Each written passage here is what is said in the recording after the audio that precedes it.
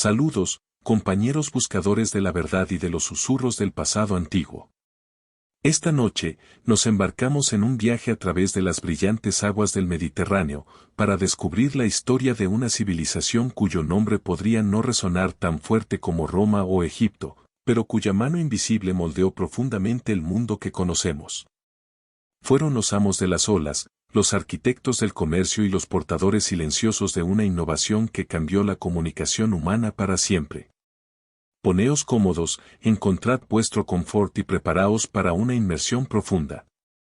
Antes de comenzar, un simple gesto de un me gusta, un comentario o un compartir realmente ayuda a que estas historias lleguen a más oídos y mentes. Gracias, y que la narración se desarrolle.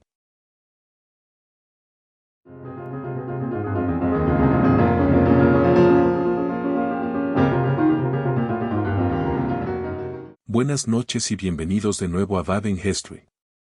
Esta noche, nos embarcaremos en un viaje a través de las nieblas del tiempo, no a un gran imperio con arquitectura monumental, sino a una colección de ciudades-estado ferozmente independientes, cuyo legado está tejido en la misma estructura de nuestro mundo moderno, pero cuya propia historia sigue siendo tentadoramente elusiva. Vamos a explorar al enigmático pueblo que conocemos como los fenicios. Ahora, cuando escuchas la palabra fenicio, ¿qué te viene a la mente? Quizás marineros magistrales, comerciantes audaces, o los inventores de un alfabeto que, literalmente, cambió la forma en que la humanidad se comunica. Y tendrías razón. Pero esta noche, vamos a profundizar, más allá de las narrativas familiares, en una pregunta fundamental que desafía nuestra comprensión de quiénes eran realmente estas personas. ¿Eran los fenicios, en esencia, solo cananeos?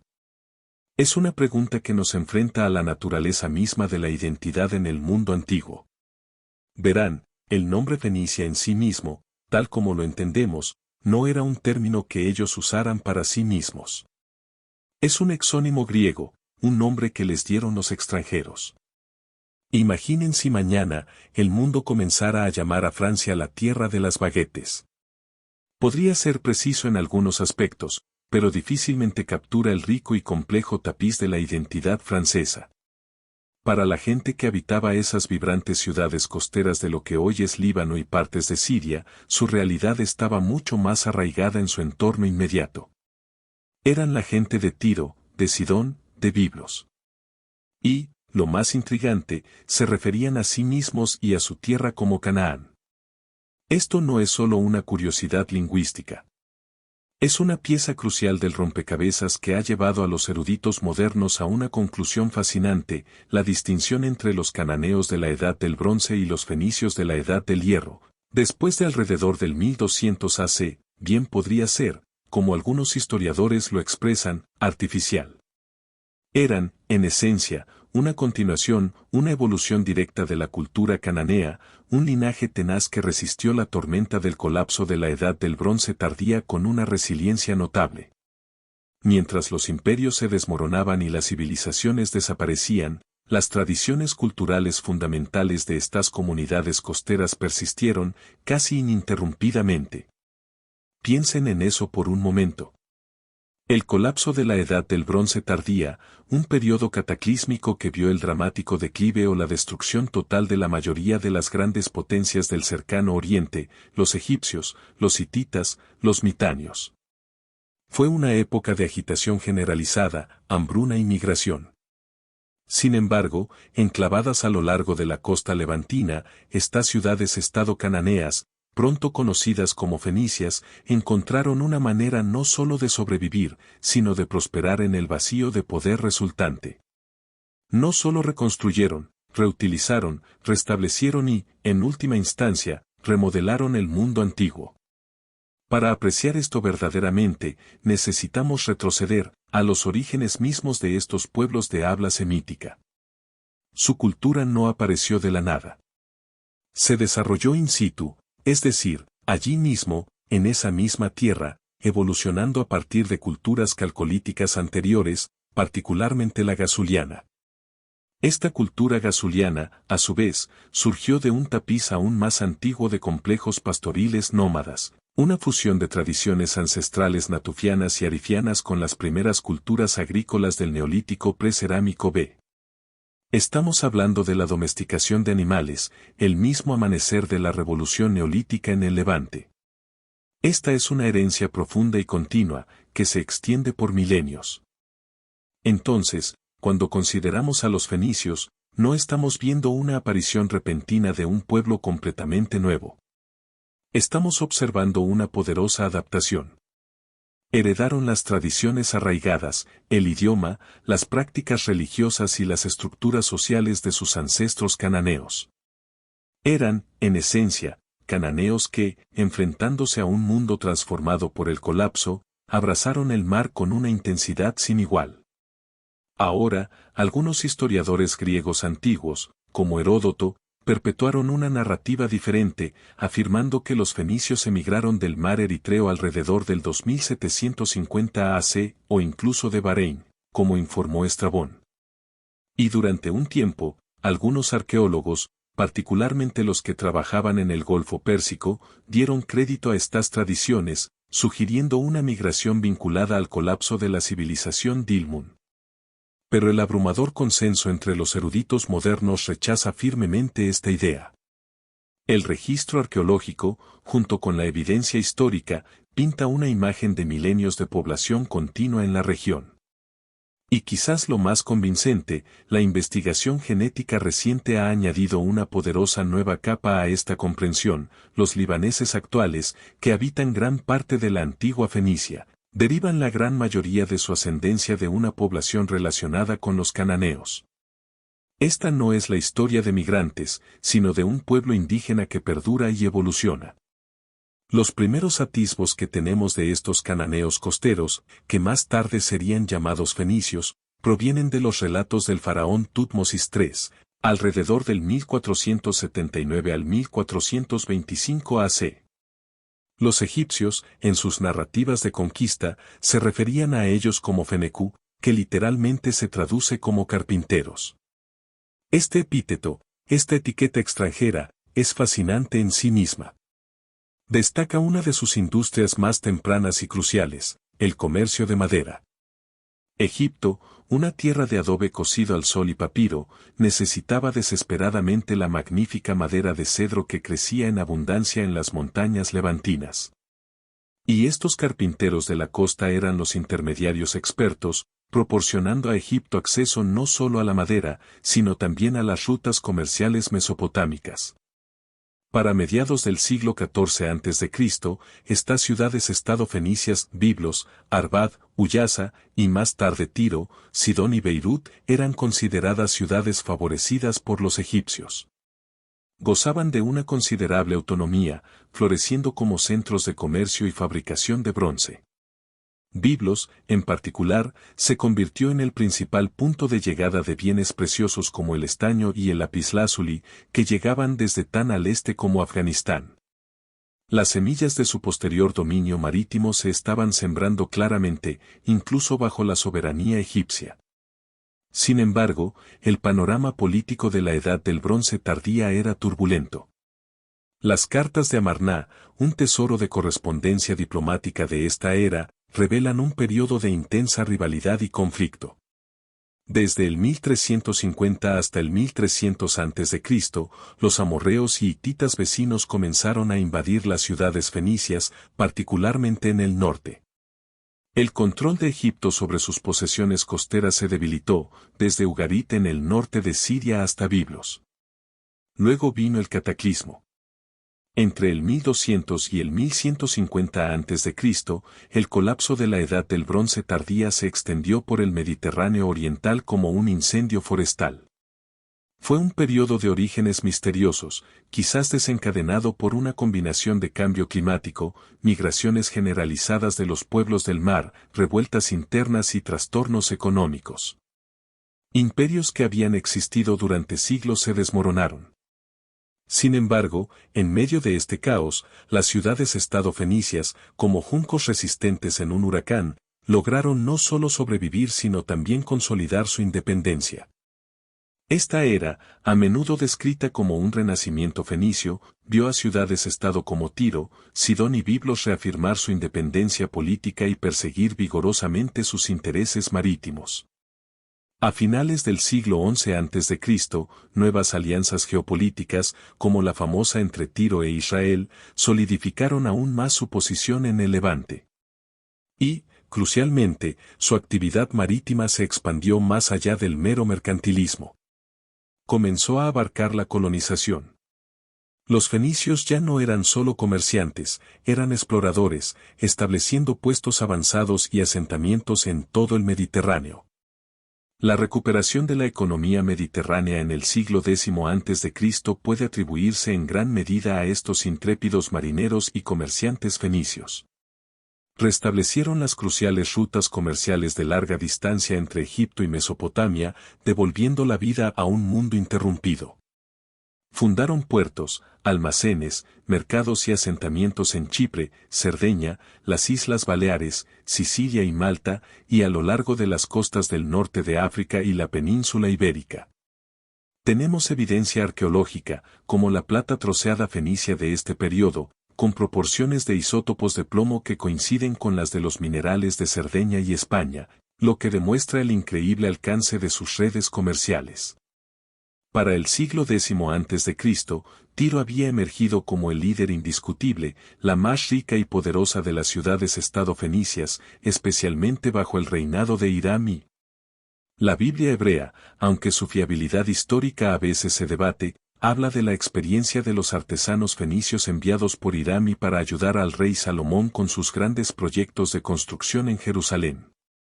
Esto alude a una industria artesanal bien desarrollada y altamente respetada en Fenicia, un testimonio de su habilidad e ingenio. Durante el gobierno del sacerdote Itobaal, del 887 al 856 AC, Tiro incluso expandió su territorio, extendiéndose tan al norte como Beirut y abarcando partes de Chipre.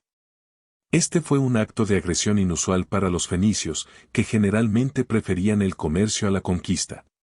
Pero fue lo más cerca que estuvieron de formar un estado territorial unificado. Itobaal, en una audaz declaración de dominio, se declaró a sí mismo rey de los sidonios, un título que luego se hizo eco en los relatos griegos y judíos.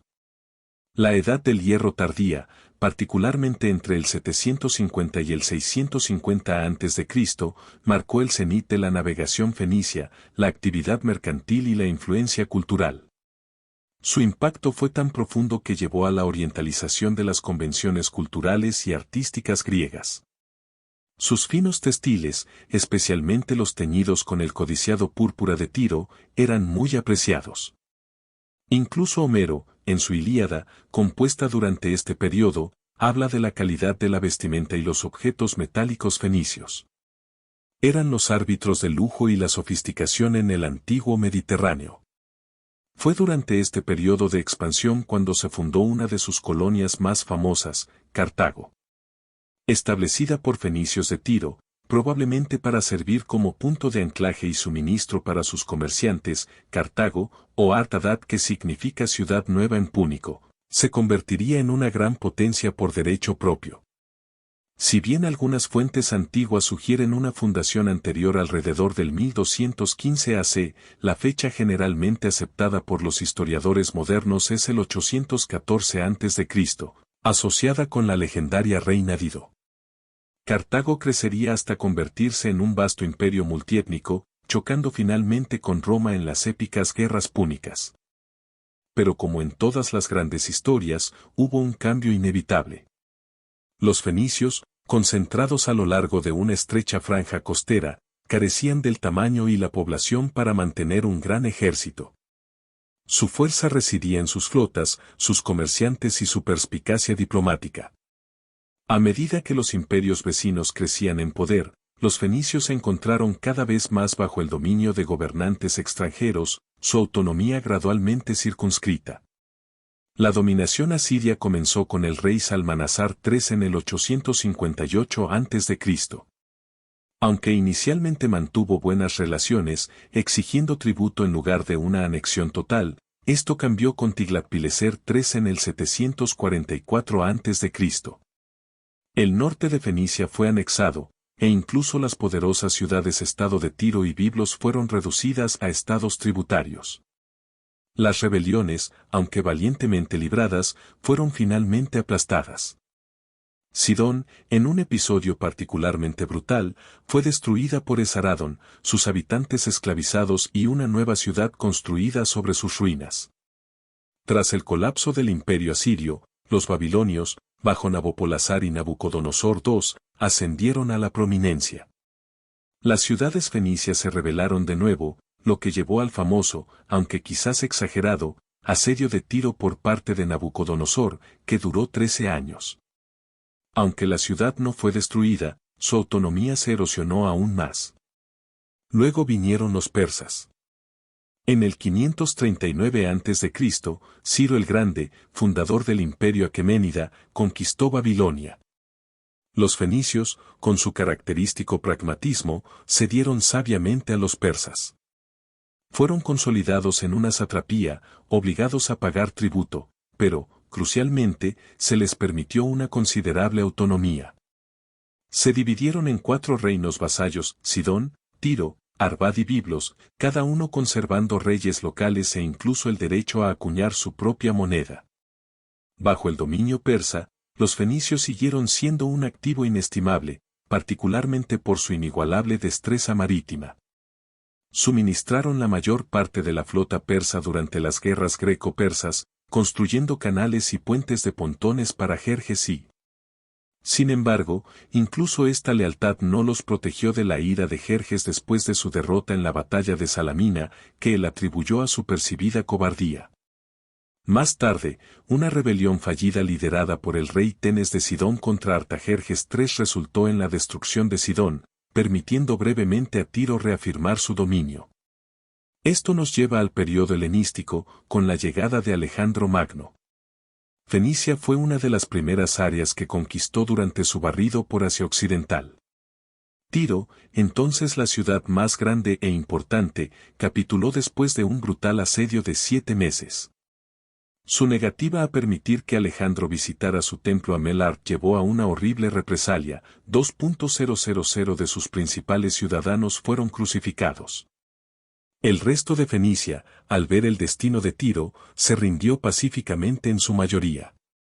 El imperio de Alejandro siguió una política de helenización, difundiendo la cultura, la religión y a veces el idioma griego. Pero en Fenicia, esto fue sorprendentemente limitado. Con pocas excepciones, las ciudades-estado fenicias conservaron sus nombres nativos y el asentamiento griego parece haber sido mínimo. Los fenicios, que ya tenían vínculos comerciales e incluso mitológicos de larga data con los griegos, se adaptaron al dominio macedonio con quizás mayor facilidad que algunos otros pueblos conquistados. Después de la muerte de Alejandro, su imperio se fragmentó. Los fenicios se encontraron atrapados entre los sucesores en guerra, principalmente los eleusidas y el reino ptolemaico de Egipto, convirtiéndose en un premio repetidamente disputado durante las guerras sirias.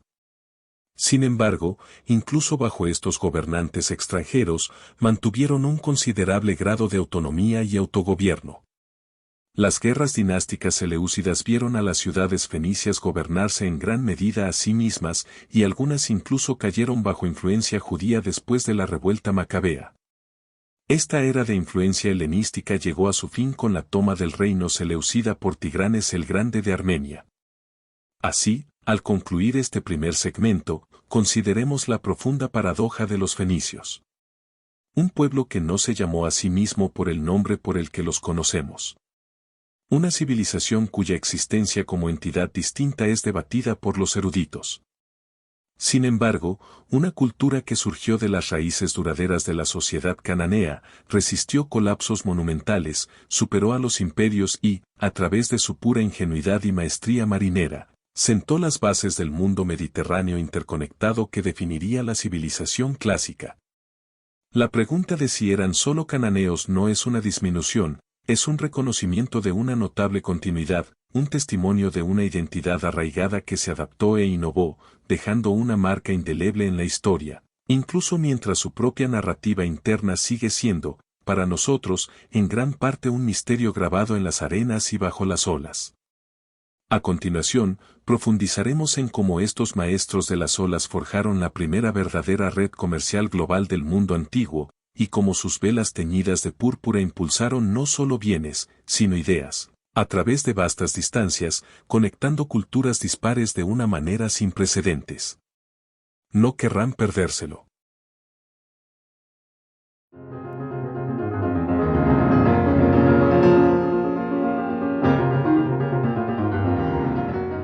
Bienvenidos de nuevo, amigos míos, a Historia Vibrante. Acomódense, encuentren su ritmo y dejen que los susurros antiguos los guíen. Esta noche, viajaremos más profundamente al corazón de una civilización que grabó su legado no con grandes ejércitos o pirámides monumentales, sino con el constante batir de remos y el susurro de vientos lejanos.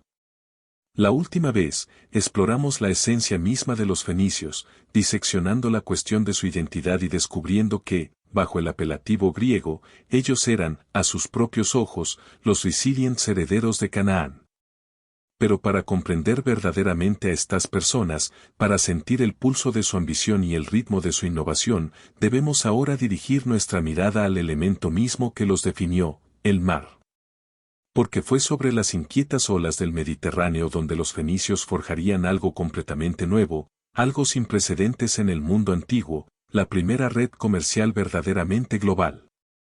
Imaginen, si quieren, el mundo alrededor del 1200 AC. La edad del bronce tardía, un periodo de inmensa interconexión y poder, está en sus últimos estertores. Grandes imperios, como los de Egipto y los hititas, están colapsando bajo misteriosas presiones, dejando un vacío de poder, un paisaje fracturado de caos e incertidumbre. Las vías de comercio establecidas, las arterias mismas del comercio antiguo, están cortadas. Es un tiempo de agitación, un tiempo en que civilizaciones menores podrían simplemente desaparecer, consumidas por la oscuridad que se aproxima. Sin embargo, en medio de este colapso generalizado, sucede algo extraordinario. Los fenicios, anidados a lo largo de su estrecha franja costera, no solo sobreviven sino que prosperan. Están, en muchos sentidos, perfectamente posicionados. Sus ciudades, Biblos, Sidón, Tiro, ya estaban acostumbradas a una existencia precaria, a menudo atrapadas entre las ambiciones de potencias mayores. Eran resilientes, adaptables y, lo más importante, poseían una comprensión innata del mar. Mientras otras sociedades lamían sus heridas, estas ciudades-estado, cada una ferozmente independiente pero unida por un hilo cultural común, miraron hacia afuera. No vieron un mundo roto, sino un mundo hambriento de conexión, un mundo maduro para su genio particular. Este periodo, desde aproximadamente el 1200 al 800 a.C., a menudo se llama el Renacimiento fenicio, y es un título bien merecido. El Mediterráneo, una vez un mosaico de economías regionales, estaba a punto de ser tejido por el telar fenicio. Sus barcos, elegantes y robustos, se convirtieron en los conductos de la recuperación, restableciendo rutas comerciales de larga distancia entre un Egipto tambaleante y una Mesopotamia resurgente para el siglo X a.C. Piénsenlo. En un momento en que gran parte del mundo conocido aún se recuperaba de un colapso sistémico, estos marineros y comerciantes ya estaban trazando un nuevo rumbo, literal y figurativamente, para la recuperación económica. Su método era ingenioso en su simplicidad y audaz en su ejecución. No eran conquistadores en el sentido tradicional, no como los asirios o los egipcios. En cambio, eran pragmáticos, empresarios y maestros de la logística. Establecieron una extensa red de puertos, almacenes, mercados y asentamientos que se extendía por todo el Mediterráneo. Desde las costas de Chipre hasta los confines de la península ibérica, desde las islas bañadas por el sol de Sicilia y Cerdeña hasta las escarpadas costas del norte de África, su presencia se hizo sentir. Estas no siempre fueron grandes ciudades, no inicialmente. Muchas eran simplemente puestos comerciales, anclajes estratégicos en una vasta red marítima, diseñados para facilitar el flujo de mercancías. ¿Pero qué mercancías, amigos míos? Estamos hablando de materias primas y productos terminados, lujos y necesidades, viajando a través de miles de millas de mar abierto. Consideren la evidencia, la plata troceada, una forma común de moneda temprana, encontrada en asentamientos fenicios de este periodo, presenta proporciones de isótopos de plomo que coinciden precisamente con minerales extraídos en Cerdeña y España. Esto no es solo un intercambio casual, es una cadena de suministro sofisticada y de largo alcance, un testimonio de su capacidad para obtener, transportar y distribuir metales preciosos a una escala sin precedentes. Para el siglo X a.C., una ciudad-estado, en particular, alcanzó una deslumbrante prominencia, Tiro. Bajo el reinado del rey Hiram I, aproximadamente del 969 al 936 AC, Tiro se convirtió en la joya indiscutible de Fenicia, un faro de riqueza y poder. Es durante esta era que encontramos atisbos tentadores de la influencia fenicia en los relatos bíblicos del templo del rey Salomón en Jerusalén. Aunque algunos estudiosos modernos debaten la exactitud histórica exacta de estos textos, la mera sugerencia de que la experiencia de los artesanos tirios fue buscada para un proyecto tan monumental dice mucho sobre su reputación de habilidad y artesanía. Imaginen a los maestros constructores fenicios, con su conocimiento de la madera de cedro y la intrincada metalistería, contribuyendo a una de las estructuras más icónicas del mundo antiguo. Pero la ambición fenicia no se limitaba al comercio pacífico. Aunque la conquista directa era rara, no eran del todo reacios a expandir su alcance territorial cuando surgía la oportunidad. Bajo el sacerdote Itobaal, del 887 al 856 AC, Tiro, en un acto inusual de agresión para los fenicios, expandió su dominio hacia el norte hasta Beirut e incluso estableció un punto de apoyo en Chipre. Esto fue lo más cerca que estas ciudades-estado fieramente independientes estuvieron de formar un estado territorial unificado. Tan significativa fue esta expansión que Itobaal se declaró rey de los Sidonios, un título que resonó a través de los relatos griegos y judíos, reflejando la nueva supremacía de Tiro. La Edad del Hierro tardía, aproximadamente del 750 al 650 AC, marcó el cenit del transporte marítimo, la actividad mercantil y la influencia cultural fenicia. Este fue un periodo en que su impacto no fue meramente económico sino profundamente cultural. La orientalización del arte y la cultura griegos, un fascinante fenómeno de la época, lleva la huella inconfundible de las sensibilidades estéticas fenicias. Desde intrincadas joyas hasta motivos mitológicos, los griegos, esos gigantes de la civilización clásica, fueron profundamente influenciados por las vibrantes tradiciones artísticas traídas a través del mar por los comerciantes fenicios. ¿Y qué llevaban estos comerciantes? Entre sus productos más célebres estaban los textiles, teñidos con ese legendario, casi mítico, púrpura de Tiro. Esto no era solo un color, era una declaración. Derivado del caracol marino múrice, una criatura que alguna vez fue abundante en las aguas costeras del Mediterráneo oriental. Este tinte producía un púrpura violeta tan rico y duradero que se convirtió en sinónimo de realeza, riqueza y poder en todo el mundo antiguo. El proceso de extracción era arduo, exigía miles de caracoles para un solo gramo de tinte, lo que lo hacía excepcionalmente raro y, por lo tanto, excepcionalmente caro. El púrpura de Tiro se convirtió en el máximo símbolo de estatus, adornando las túnicas de emperadores y reyes, un testimonio del dominio fenicio en la producción de lujo. Incluso Homero, en su épica Ilíada, compuesta durante este mismo periodo, canta las alabanzas de la ropa y los objetos metálicos fenicios, destacando su calidad y deseabilidad. Pero la historia de su influencia se extiende mucho más allá de los artículos de lujo. Los fenicios fueron innovadores en todo el sentido de la palabra. Fueron pioneros en la producción en masa, fabricando frascos, cuentas y otros objetos de vidrio en cantidades nunca antes vistas, enviándolos a través del Mediterráneo a mercados ávidos.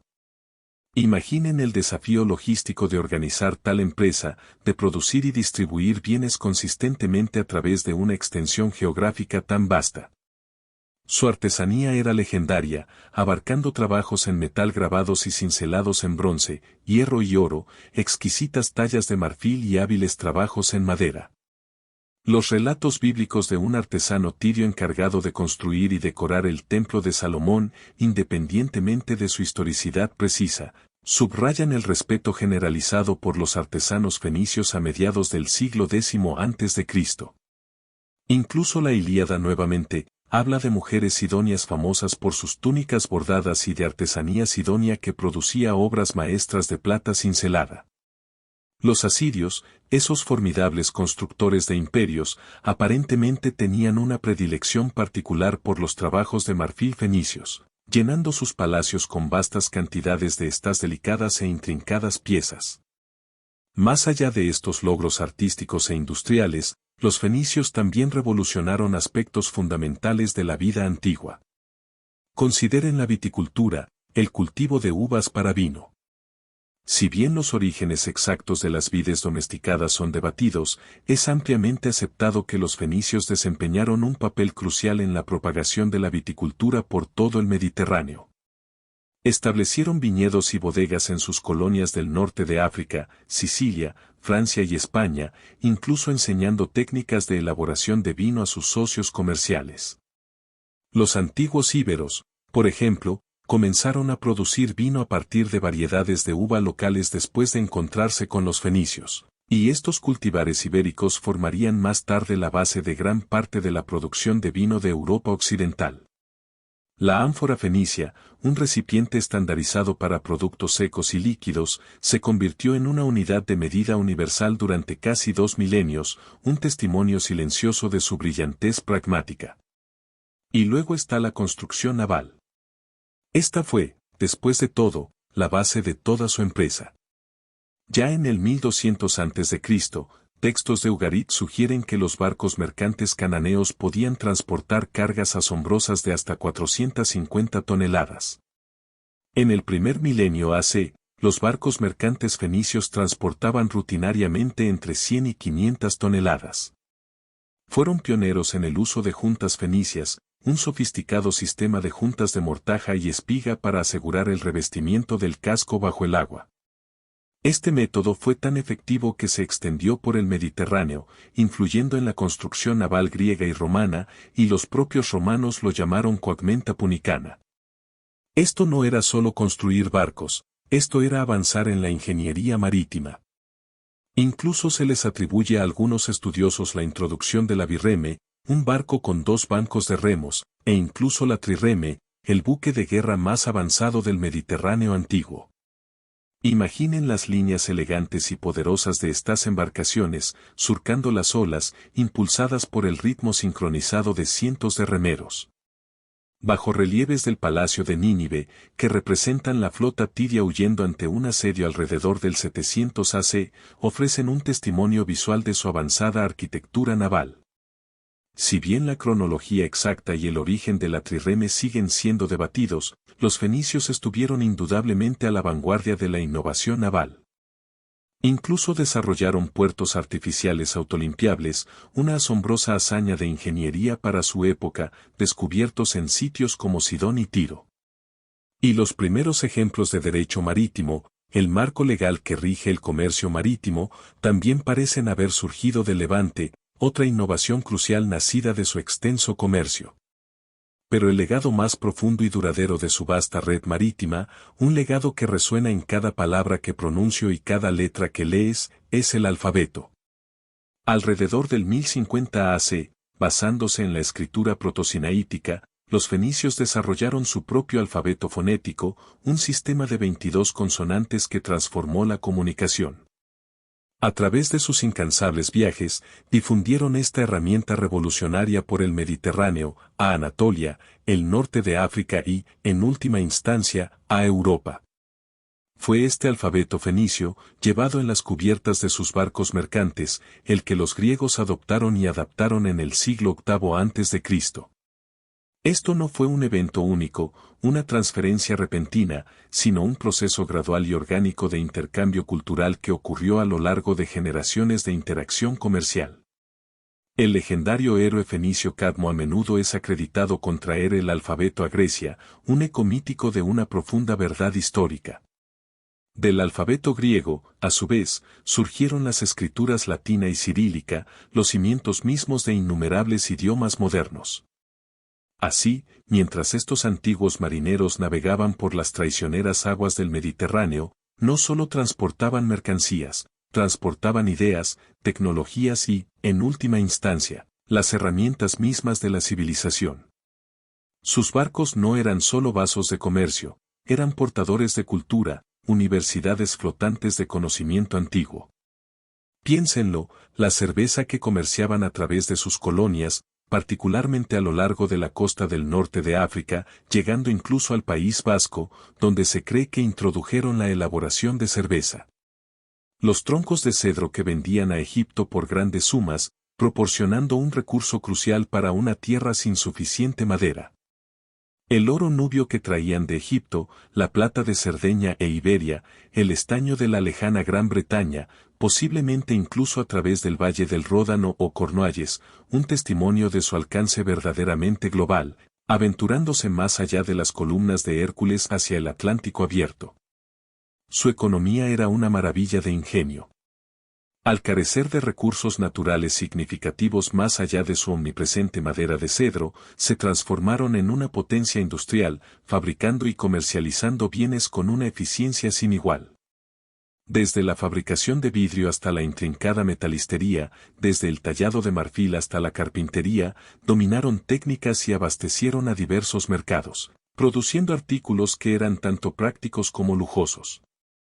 Esto no es solo historia aburrida para dormir, amigos míos. Este es el pulso del ingenio antiguo, la historia de cómo un pequeño grupo de ciudades-estado, a través de la pura determinación y una habilidad marítima sin igual, remodeló el panorama económico y cultural de todo el Mediterráneo.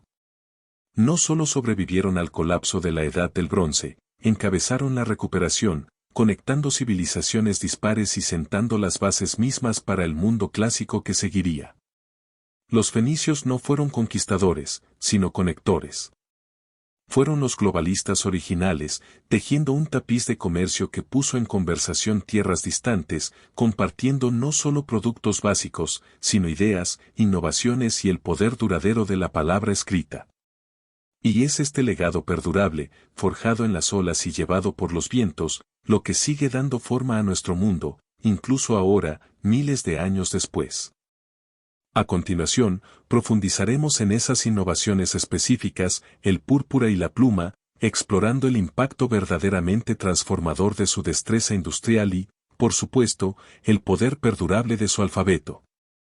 Quédense conmigo, mientras continuamos nuestro viaje a través de las corrientes de la historia.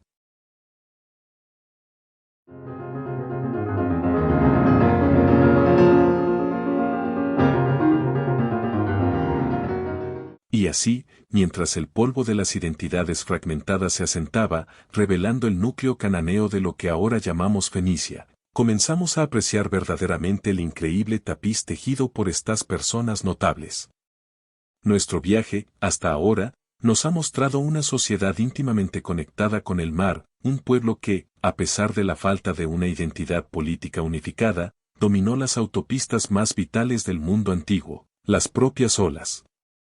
Navegaron no solo el Mediterráneo, sino también las intrincadas corrientes de la geopolítica antigua, estableciéndose como los intermediarios indispensables, los arquitectos silenciosos de una red comercial global que sentó las bases mismas para las civilizaciones clásicas venideras.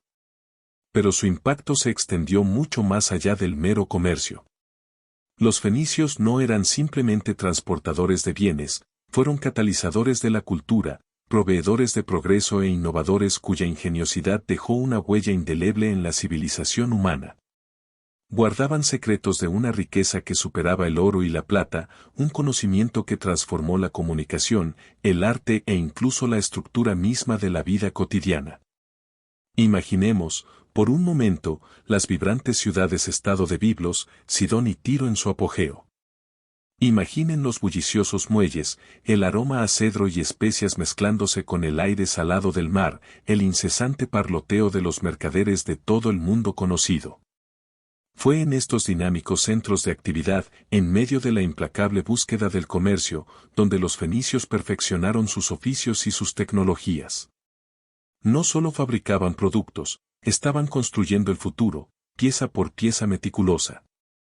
Adentrémonos primero en quizás su legado más profundo, un regalo tan fundamental que sustenta casi cada palabra que escuchas, cada libro que lees, cada mensaje digital que envías, el alfabeto. Antes de los fenicios, los sistemas de escritura eran complejos, a menudo requerían años de estudio dedicado para dominarlos. Los jeroglíficos y el cuneiforme, aunque hermosos y expresivos, eran engorrosos para la comunicación rápida que exigía un floreciente imperio comercial marítimo. Los fenicios, siempre pragmáticos, reconocieron este cuello de botella. Lo que hicieron fue nada menos que revolucionario. Basándose en escrituras protosinaíticas anteriores, simplificaron la palabra escrita en un sistema conciso y elegante de solo 22 símbolos. Cada símbolo representaba un sonido consonántico, eliminando los complejos pictogramas e ideogramas de los sistemas antiguos. Era un lenguaje de mercaderes, diseñado para la eficiencia, para registrar transacciones, para despachar órdenes a través de vastas distancias con una velocidad y claridad sin precedentes. Piensen en el salto que esto representó, los escribas ya no necesitaban memorizar cientos, sino miles, de caracteres. Con 22 formas simples, cualquiera podía aprender a escribir, a leer, a comunicarse. Esto no fue simplemente una innovación, fue una democratización del conocimiento, una revolución intelectual nacida de la necesidad económica.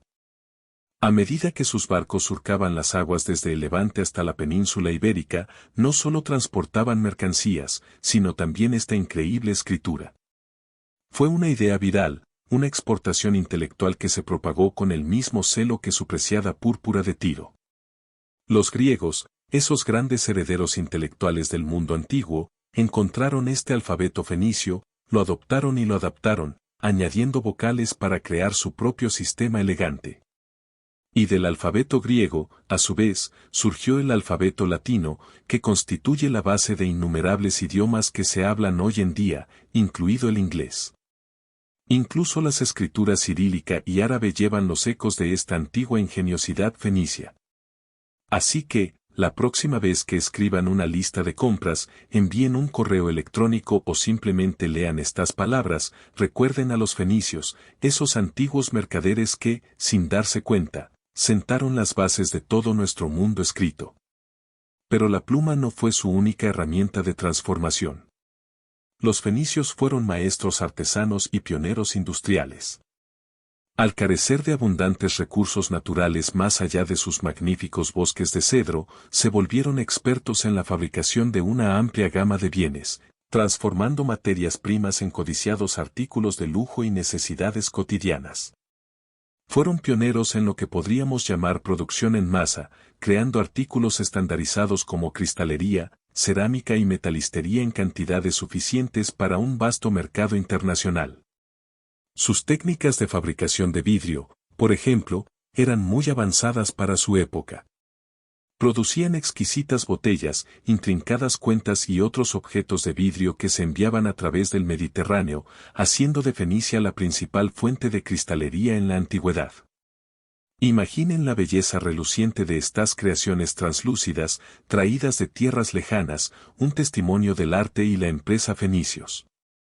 Dominaron el torno de alfarero, produciendo ánforas y otros recipientes no solo para uso local, sino para las rigurosas demandas del transporte de larga distancia, diseñándolos para contener y preservar su preciada carga, vino, aceite e incluso cerveza, durante meses en el mar.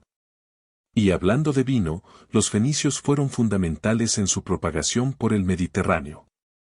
Si bien la vid común probablemente se originó en Transcaucasia, fueron los fenicios quienes ayudaron a difundir la viticultura por sus colonias en el norte de África, Sicilia, Francia y España. No solo vendían vino, lo cultivaban, estableciendo viñedos y bodegas, enseñando a sus socios comerciales el arte de la vinificación. Es un pensamiento notable que muchas de las célebres regiones vinícolas de Europa Occidental de hoy en día puedan deber sus orígenes antiguos a los laboriosos mercaderes fenicios.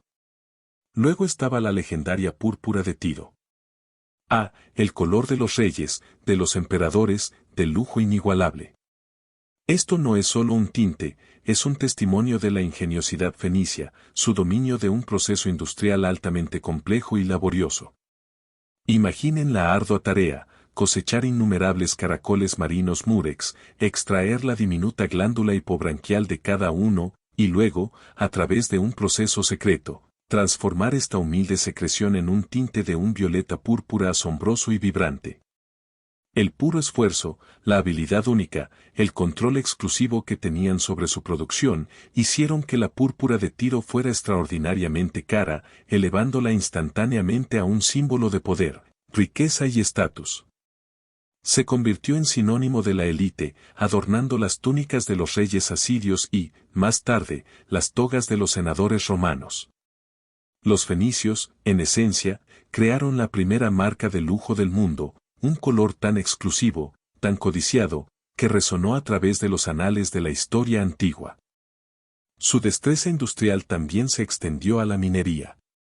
Aunque su tierra natal tenía una riqueza mineral limitada, los fenicios buscaron recursos más lejos. Chipre les proporcionó cobre, y Cerdeña, con sus ricos depósitos de cobre y plomo, se convirtió en un importante sitio para sus operaciones mineras. Pero fue la península ibérica la que realmente contenía un tesoro de metales, oro, plata, cobre, hierro, estaño y plomo. Los fenicios, y más tarde sus descendientes cartagineses, extrajeron prodigiosas cantidades de plata de esta región, un testimonio de sus habilidades de ingeniería y organización. Si bien la evidencia directa es escasa, es muy probable que estas operaciones mineras a gran escala dependieran en gran medida del trabajo esclavo, una dura realidad que refleja las prácticas del mundo antiguo. Pero quizás la expresión más visible, la más tangible, de la innovación fenicia residió en su dominio del mar mismo. Sus inigualables habilidades en la construcción naval fueron el motor de toda su civilización. Mucho antes que otros, construyeron barcos mercantes capaces de transportar cientos de toneladas de carga, atravesando vastas distancias con una velocidad impresionante. Fueron pioneros en una técnica revolucionaria de construcción naval conocida como juntas fenicias, o uniones de mortaja y espiga trabadas, para asegurar el revestimiento de los cascos de sus barcos bajo el agua. Este método implicaba mortajas y espigas cortadas con precisión, aseguradas con clavijas, creando cascos increíblemente fuertes y estancos. Esta innovación se extendió por todo el Mediterráneo, adoptada por los griegos y los romanos, quienes incluso se referían a ella como coagmenta punicana, juntas púnicas. Este salto tecnológico permitió embarcaciones más grandes y robustas, capaces de soportar los rigores de los viajes en alta mar. Y no eran solo barcos mercantes. Se atribuye a los fenicios el desarrollo de buques de guerra avanzados. Aunque se debaten los orígenes exactos, muchos académicos creen que fueron de los primeros en introducir el birreme, un barco con 2 bancos de remos, y potencialmente incluso el formidable trirreme, con sus 3 niveles de remeros. Imaginen el poder y la velocidad de estas embarcaciones, cortando las olas, un testimonio de ingeniería avanzada y esfuerzo humano sincronizado. Tales innovaciones cimentaron su reputación como la principal potencia marítima de su época. Más allá de los propios barcos, los fenicios contribuyeron a numerosas otras invenciones marítimas. La ánfora, ese conocido recipiente de cerámica con 2 asas, fue una invención fenicia, convirtiéndose en una unidad de volumen estandarizada durante siglos. También desarrollaron ingeniosos puertos artificiales autolimpiables, notables hazañas de ingeniería hidráulica para su época, en lugares como Sidón y Tiro. Su comprensión de la navegación y la cartografía fue primordial, lo que les permitió explorar y cartografiar vastas extensiones del Mediterráneo y más allá. Así pues, cuando miramos a los fenicios, vemos algo más que simples comerciantes. Vemos a los originadores del alfabeto que sustenta nuestra comunicación moderna. Vemos a magnates industriales, dominando complejos procesos de producción y creando bienes de lujo que definieron el estatus antiguo. Vemos a innovadores agrícolas, extendiendo el cultivo del vino por continentes. Y vemos a marinos e ingenieros sin igual, cuyas técnicas de construcción naval y diseños navales literalmente impulsaron el mundo antiguo. Su civilización, aunque a menudo descrita como perdida debido a la escasez de sus propios relatos históricos, nos habla a través de estas innovaciones, a través de las mismas herramientas y conceptos que continúan dando forma a nuestro mundo. La púrpura y la pluma, los barcos y las rutas comerciales, estos fueron los hilos con los que los fenicios tejieron su legado perdurable, un legado que continúa resonando, silenciosa y profundamente, a través de los siglos. En muchos sentidos, vivimos en el mundo que ellos ayudaron a crear.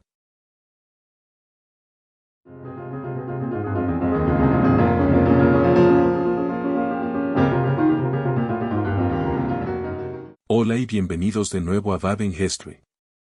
Acomódense, encuentren ese lugar cómodo y viajemos en el tiempo, permitiendo que los ecos antiguos llenen su espacio. Esta noche, continuaremos nuestra exploración de los enigmáticos fenicios, esos maestros marineros y comerciantes que, durante tanto tiempo, parecieron deslizarse por las grietas de la comprensión histórica. Hemos desentrañado las capas de su identidad, navegando por las turbulentas aguas de si eran simplemente cananeos, y hemos trazado el vasto océano de su red comercial global, viendo cómo sus tintes púrpuras y metales preciosos realmente forjaron la columna vertebral económica del antiguo Mediterráneo. Incluso hemos mojado los pies en las innovadoras corrientes de su alfabeto y construcción naval, descubriendo cómo estas personas prácticas y marineras dejaron una marca indeleble en la civilización misma. Pero, ¿qué sucede cuando estos titanes del comercio, estas ciudades-estado independientes, encuentran fuerzas mucho más grandes y mucho más destructivas que los barcos mercantes rivales? ¿Qué sucede cuando los susurros de los imperios incipientes se convierten en el atronador avance de los ejércitos, cuando el deseo de comercio da paso al hambre de conquista? Esta noche, nuestro enfoque cambia a un periodo de inmenso desafío y adaptación, mientras nos adentramos en la supervivencia contra gigantes, la lucha de los fenicios por la autonomía bajo las sombras de imperios colosales. Imaginen, si quieren, la estrecha franja costera que definió gran parte de Fenicia. Desde Arvad en el norte hasta el Monte Carmelo en el sur, estas bulliciosas ciudades-estado, como Biblos, Sidón y Tiro, eran vibrantes centros de industria e innovación.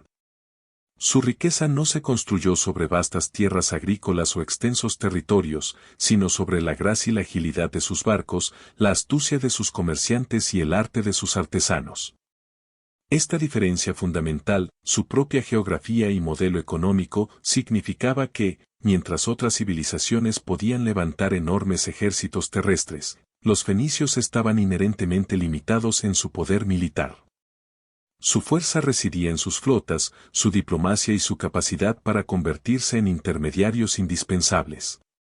Esta vulnerabilidad inherente, esta dependencia del comercio en lugar de la conquista territorial, definiría su relación con los poderes monolíticos que comenzaron a surgir a su alrededor. El colapso de la Edad del Bronce final, ese evento cataclísmico que hemos discutido en otros documentales, resultó ser una extraña especie de bendición para los fenicios.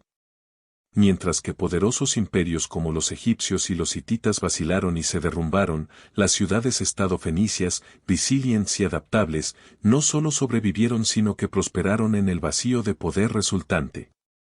Este, amigos míos, fue su renacimiento fenicio, una edad de oro que los vio restablecer el comercio a larga distancia, extendiendo su alcance por todo el Mediterráneo. No solo transportaban mercancías, llevaban las mismas semillas de la recuperación económica, conectando Mesopotamia y Egipto una vez más, y estableciendo sus propios puestos avanzados, sus propios centros de mercado, desde Chipre hasta los confines de la península ibérica. Pero este periodo de ascenso fue, por su propia naturaleza, precario. A medida que el polvo se asentaba tras el colapso de la Edad del Bronce, nuevos y formidables imperios comenzaron a proyectar sus largas y oscuras sombras sobre el Levante. El primero de ellos, verdaderamente un gigante de su época, fue el imperio neoasirio. Imaginen a los asirios, un pueblo cuyo solo nombre infundía terror en los corazones de sus enemigos. Su máquina militar era despiadadamente eficiente, impulsada por una ambición implacable de conquista y control. Cuando el rey Salmanasar III ascendió al poder en el 858 a.C., inició una serie de campañas que se extenderían por todo el cercano oriente. Las ciudades-estado fenicias, con sus ricos puertos y valiosos recursos, eran un premio innegable. Sin embargo, inicialmente, los asirios adoptaron un enfoque relativamente laxo. Salmanasar III exigió un tributo sustancial, por cierto, en bronce, plata, oro y maderas preciosas de los reyes de la costa, una clara referencia a los gobernantes fenicios. Pero durante un tiempo, se libraron de la anexión total. Se les permitió un grado de libertad, una frágil autonomía que les permitió continuar su lucrativo comercio marítimo, aunque bajo la atenta mirada de sus poderosos señores. Este delicado equilibrio, esta tregua incómoda entre lo poderoso y lo rentable, no duraría. En el 744 a.C., Tiglat-Pileser III, un nombre que se convertiría en sinónimo de expansión asiria, tomó el trono. Bajo su reinado, el control asirio se endureció. La mayor parte del Levante, incluidas partes del norte de Fenicia, fue anexada directamente al extenso imperio. Solo las ciudades más fuertes y estratégicamente importantes, Tiro y Biblos, lograron conservar su estatus de estados tributarios, aferrándose a una parte de su independencia. Los fenicios, un pueblo siempre enérgico a pesar de su limitada capacidad militar, no se conformaron con simplemente someterse. Las rebeliones bullían y ocasionalmente estallaban. Tiro, Biblos y Sidón, cada una a su vez, se atrevieron a desafiar el yugo asirio. Sargón II, otro formidable rey asirio, sitió Tiro en el 721 a.C., aplastando despiadadamente su desafío. Su sucesor, Sennacherib, enfrentó y reprimió más revueltas en toda la región. El costo de la resistencia solía ser catastrófico. Sidón, por ejemplo, se atrevió a rebelarse contra Asaradón en el siglo VII a.C. Su destino fue desolador, destrucción, sus habitantes esclavizados y una nueva ciudad construida sobre sus ruinas como una escalofriante advertencia para otros. ¿Se imaginan el terror, la desesperación, cuando estas ciudades mercantes independientes y vibrantes se enfrentaron a la fuerza total e inflexible de la máquina de guerra asiria? Sus barcos avanzados, tan vitales para el comercio, eran inútiles contra los asedios terrestres. Su riqueza, una vez fuente de prosperidad, se convirtió ahora en la razón misma de su subyugación. Sin embargo, incluso los imperios, por muy poderosos que sean, no son eternos. A finales del siglo VII a.C., el imperio neoasirio, debilitado por interminables revueltas y conflictos internos, comenzó su inevitable declive. Y de sus cenizas surgió un nuevo poder, el imperio neobabilónico. Los babilonios, que alguna vez fueron vasallos, rápidamente establecieron su propio dominio. Las ciudades fenicias, cansadas pero aún desafiantes, se encontraron una vez más en una posición precaria. Las rebeliones volvieron a estallar durante los reinados de Nabopolassar y su hijo, Nabucodonosor II, un nombre quizás más familiar por los relatos bíblicos. Nabucodonosor II sitió Tiro. Los relatos antiguos, particularmente los de Josefo, hablan de un asedio de 13 años, una prueba monumental de resistencia tanto para los asediadores como para los asediados. Si bien los historiadores modernos debaten la duración y la naturaleza exactas de este épico asedio, algunos sugieren que fue más una serie de intervenciones más pequeñas o un bloqueo limitado. La mera duración del conflicto, cualquiera que fuera su forma precisa, dice mucho sobre la resistencia de Tiro y la determinación de los babilonios. Finalmente, Tiro, aunque no fue completamente destruida, permaneció bajo control babilónico. La lucha por la autonomía fue un flujo y reflujo constante, una danza de poder entre las ágiles ciudades-estado y los pesados imperios. Cuando Babilonia cayó finalmente ante la estrella ascendente de Ciro el Grande y su imperio persa aqueménida en el 539 a.C., los fenicios tomaron una decisión pragmática, casi característica: se rindieron. No hubo una resistencia grandiosa y suicida. En cambio, se adaptaron. Bajo el dominio persa, la situación fenicia mejoró un tanto. La mayor parte del Levante se consolidó en una única satrapía, o provincia, y se sometió a un tributo anual. Pero las ciudades fenicias fueron tratadas de manera diferente. Se dividieron en 4 reinos vasallos: Sidón, Tiro, Arvad y Biblos, y se les concedió una considerable autonomía. A diferencia de otros territorios conquistados, no hay registro de que administradores persas gobernaran directamente estas ciudades. Se permitió a los reyes fenicios locales permanecer en el poder, incluso acuñando sus propias monedas y transmitiendo sus cargos hereditarios. ¿Por qué esta relativa lenidad? La respuesta reside en el valor perdurable de los fenicios. Su tecnología marítima y destreza en la navegación, sin igual, eran invaluables para el imperio persa, que, a diferencia de sus predecesores, tenía ambiciones navales imperiales significativas.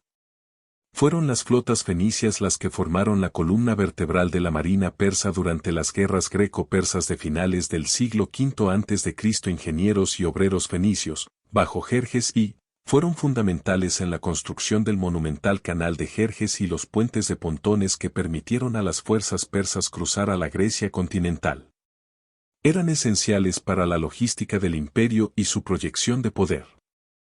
Sin embargo, incluso esta asociación tenía sus peligros. La devastadora derrota persa en la batalla de Salamina, una batalla naval, llevó a Jerjes a castigar cruelmente a los fenicios, culpándolos de cobardía e incompetencia. Fue un duro recordatorio de que incluso los vasallos indispensables podían caer en desgracia. A mediados del siglo IV a.C. se produjo un breve atisbo de independencia renovada, o al menos de desafío asertivo, cuando el rey Tenes de Sidón lideró una rebelión contra Artajerjes III, incluso solicitando la ayuda de los egipcios. Pero esta rebelión también fue aplastada, lo que llevó a la destrucción total de Sidón. Este evento, trágico como fue, permitió inadvertidamente que Tiro volviera a surgir como la ciudad fenicia dominante. Durante 2 décadas, Tiro reinó suprema, hasta la llegada de una fuerza que transformaría para siempre el mundo antiguo, Alejandro Magno. Las campañas militares de Alejandro por Asia Occidental fueron rápidas y brutales. Su objetivo principal en el Levante persa era, naturalmente, Tiro, entonces la ciudad más grande e importante de la región. La historia del asedio de Tiro por Alejandro es legendaria, un testimonio tanto del desafío tirio como de la ingeniería macedonia. Durante aproximadamente 7 meses, la ciudad resistió, una fortaleza insular aparentemente inexpugnable. Pero Alejandro, con su característica crueldad y brillantez, construyó una calzada desde el continente hasta la isla, rompiendo finalmente sus defensas. La negativa de Tiro a permitir que Alejandro visitara su templo a Melarc, que culminó con el asesinato de sus enviados, selló su horrible destino. 2.000 de sus principales ciudadanos fueron crucificados, una brutal represalia diseñada para aterrorizar a cualquier otra ciudad que contemplara la resistencia. Se instaló un gobernante títere, y el resto de Fenicia, al ver el horrible final de Tiro, capituló rápidamente. Sidón, siempre pragmática, se rindió pacíficamente. Con la conquista de Alejandro, comenzó el período helenístico. Alejandro y sus sucesores, los Eleusidas y los Ptolomeos, persiguieron políticas de helenización, extendiendo la cultura, el idioma y la religión griegas por su vasto nuevo imperio. Para muchos pueblos conquistados, esto significó la fundación de nuevas ciudades griegas, el asentamiento de élites macedonias o griegas, y el cambio de nombre de lugares nativos. Pero aquí, una vez más, los fenicios demostraron ser una anomalía. No hubo una helenización organizada y forzosa en Fenicia. Con solo pequeñas excepciones, todas las ciudades-estado fenicias conservaron sus nombres nativos, y el asentamiento y la administración griegas parecen haber sido sorprendentemente limitados. Quizás fueron sus antiguos lazos comerciales con los griegos, una mitología compartida, o simplemente su perdurable resiliencia cultural, pero los fenicios mantuvieron un grado significativo de autonomía cultural incluso bajo el dominio helenístico. Continuaron sus vínculos comerciales con sus homólogos occidentales, como lo demuestra el relato de Polibio sobre el rey seleucida Demetrio y escapando de Roma al abordar un barco cartaginés que entregaba mercancías a Tiro. Cuando el imperio de Alejandro se fragmentó después de su muerte en el 323 a.C., Fenicia se encontró atrapada en el perpetuo tira y afloja entre los dos reinos sucesores más grandes, los seleucidas, con sede en Siria, y el reino ptolemaico de Egipto. La región se convirtió en un campo de batalla durante las guerras sirias de 40 años, cambiando de manos repetidamente. Durante un tiempo en el siglo III a.C., Fenicia estuvo bajo el dominio ptolemaico, solo para que los seleucidas la reclamaran en el siglo siguiente. Sin embargo, incluso bajo estos señores cambiantes, a los fenicios se les permitió un considerable grado de autonomía y autogobierno. Las guerras dinásticas seleucidas, un periodo de conflicto interno dentro de la familia real seleucida, proporcionaron otra ventana de oportunidad para las ciudades fenicias. Desde el 157 hasta el 63 a.C., muchas de ellas se autogobernaron en gran medida, enfrentando a las facciones en guerra entre sí. Algunas regiones fenicias incluso cayeron bajo influencia judía, después de que la revuelta macabea lograra derrotar a los seleucidas. De hecho, una parte significativa de la diáspora fenicia en el norte de África incluso se convirtió al judaísmo a finales del milenio AC, destacando la fluidez de la identidad cultural y religiosa en este crisol de civilizaciones antiguas. Pero todas las cosas buenas, incluso los periodos de relativa autonomía, deben llegar a su fin. La influencia helenística en el Levante concluyó oficialmente cuando Tigranes el Grande de Armenia se apoderó del reino seleucida en el 74-73 AC. El escenario estaba ahora preparado para el acto final de la autonomía fenicia en su tierra natal. Una historia que finalmente concluiría con el ascenso de la República Romana y la trágica desaparición de su mayor colonia. Y ahí, amigos míos, es donde nuestra jornada de esta noche debe detenerse. Hemos visto a los fenicios, estos tenaces marineros, navegar por las traicioneras corrientes de los antiguos imperios. No fueron conquistadores, sino supervivientes. No constructores de imperios en el sentido tradicional, sino conductos culturales y económicos. Su historia es un testimonio de resiliencia, adaptación y el poder perdurable del comercio y el intercambio cultural en un mundo dominado por la fuerza militar. Mientras se duermen esta noche, o continúan sus tareas, dejen que los ecos de estas antiguas luchas resuenen. Los fenicios, maestros de las olas, se enfrentaron a gigantes con ingenio y pragmatismo. Su legado, aunque a menudo pasado por alto, está entretejido en la misma estructura de nuestro mundo moderno, desde el alfabeto que usamos hasta los cimientos del comercio global. La próxima vez, continuaremos nuestra exploración, quizás adentrándonos en la sociedad y cultura únicas que les permitieron perdurar a través de tanto, o centrándonos en su creación más famosa, Cartago, y su choque final con el poder ascendente de Roma. Hasta entonces, mantengan la curiosidad, sigan aprendiendo y dejen que los susurros de la historia sigan guiándolos. Buenas noches. Y así, nuestro largo viaje a través del intrincado tapiz de la historia fenicia llega a su fin. Desde sus enigmáticos orígenes en la costa levantina hasta su audaz imperio marítimo, la difusión revolucionaria de su alfabeto y su incesante lucha por la supervivencia en medio del choque de gigantes, los fenicios dejaron una huella indeleble. Espero que este viaje les haya ofrecido no solo hechos, sino una conexión más profunda con estas fascinantes personas. Sus pensamientos, como siempre, son invaluables. Por favor, compártanlos en los comentarios a continuación y háganme saber qué otros capítulos ocultos de la historia les gustaría que exploráramos a continuación. No olviden darle me gusta, compartir y suscribirse a Baden History para más inmersiones profundas en el mundo antiguo. Hasta la próxima, mantengan viva esa curiosidad histórica.